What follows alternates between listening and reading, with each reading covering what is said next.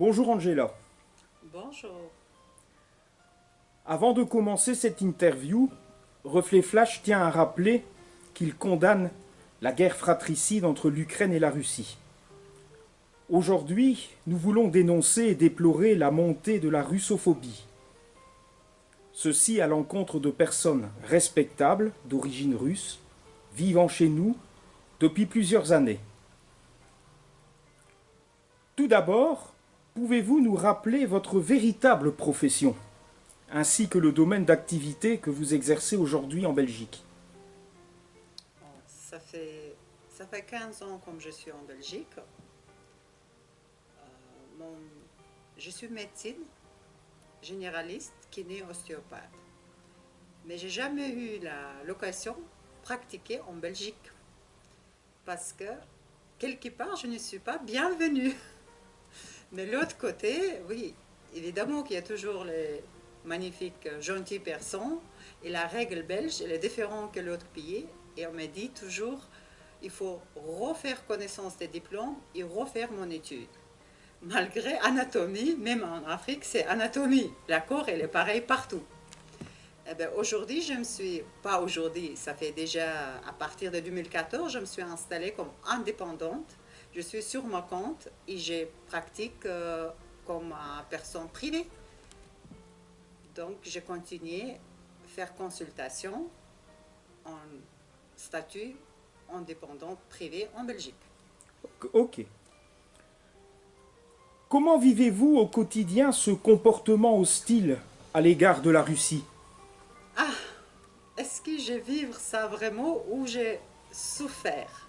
C'est difficile, c'est dur et on fait beaucoup de mal parce que dernier moment, histoire, elle a devenu un peu très mauvais. Être russe aujourd'hui, c'est pas très bien ici parce que franchement, ça me touche beaucoup, ça me fait mal parce qu'on agresse, on m'attaque par message, par chose. Être russe aujourd'hui, c'est devenu être personne mal. Sans vouloir rentrer dans votre vie privée, vous êtes arrivé en Belgique en 2010. Oui, Vous avez un fils unique de 15 ans qui a double nationalité. oui. Au vu de la situation, regrettez-vous votre terre natale? C'est une question un peu difficile à répondre. Regretter, non, mais il y en a toujours un mais qui j'ai eu un parcours très difficile. Vos parents et le reste de votre famille vivent en Russie. Actuellement, c'est un problème pour aller leur rendre visite? Ah oui, ça c'est un grand problème. Et l'Europe, elle n'est pas trop amie avec la Russie. Il a arrêté tous les vols directs et arrêté toutes les moyens contactés. Même, heureusement, on a encore les moyens par Internet et tout.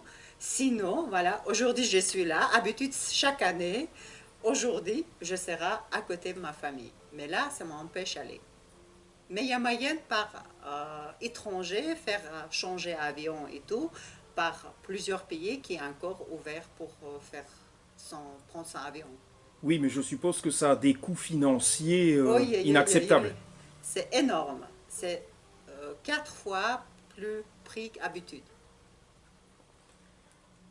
Pouvez-vous nous donner votre vision personnelle de cette guerre, de ce conflit? Bon, moi, comme tout le monde, je pense que ça va finir bien. J'espère que ça va finir bien pour tout le monde. Parce que la guerre, c'est une mauvaise chose. Il y a les peuples, les gens qui n'ont rien à voir dedans, qui perdent leur famille. C'est tout mauvaise chose. Mais j'espère que pour nous tous, ça va finir bien. Mais, encore une fois, personnellement, moi, je pense que ça ne va pas être si facile avoir la paix. Que pensez-vous de l'arrivée massive des Ukrainiens dans les pays de l'Union européenne, ainsi que de tous les moyens d'accueil mis à leur disposition? Hmm. J'adore tout le monde. J'accepte tout le monde. Moi-même, je suis un étranger qui est arrivé en Belgique. mais à quelle manière? Cette question peut-être que mieux à poser à quelqu'un qui a accueilli les gens ukrainiens chez eux. Et c'est pas à moi à juger, mais c'est eux à dire qu'est-ce qui se passe après ça. Ben, massif, c'est vrai que il y a beaucoup, mais et je me demande, les gens qui, SDF et l'autre pauvre qui est dans la rue en Belgique, pourquoi ils sont toujours dehors? Ils sont toujours pas, allez, je sais pas moi, bien dire en français quel terme je peux utiliser. Pourquoi on laisse tomber les vrais Belges dans la rue ou quelque chose et accueillir les étrangers quelque part? Mais je suis aussi étranger, mais je suis étranger qui sur ma compte, qui j'ai jamais demandé à aide, asile politique et rien du tout.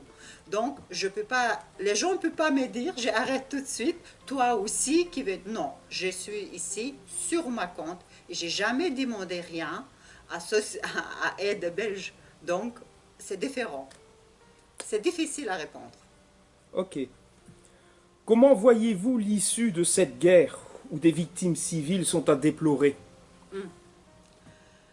Comment, comment répondre à ça? Euh, Parfois, on perd les mots, on n'est pas de mots dire. Comment? Voilà, là, ça m'a fait un peu mal dire vraiment qu'est-ce que je pense et qu'est-ce que je crois.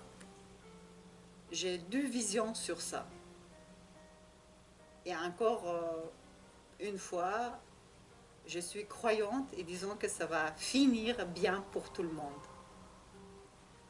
Mais c'est une question provocante qui me laisse pas me taire. Je n'arriverai pas à taire sur cette question parce que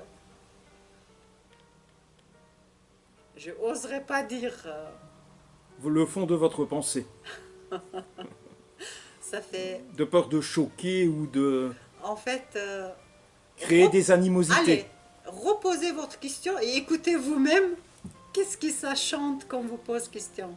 Les réponses, elle est déjà dedans, dans votre Oui, question. oui, je comprends.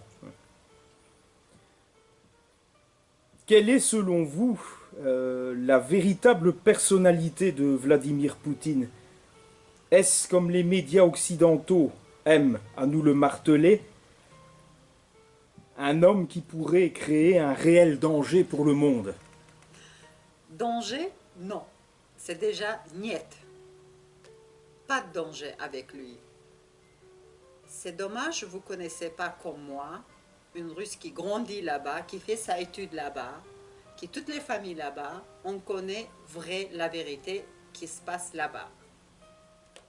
Vous ne connaissez pas son gentil côté, parce que par télé, on vous raconte que les mauvais côtés. Ça, c'est le but des télé, on peut dire.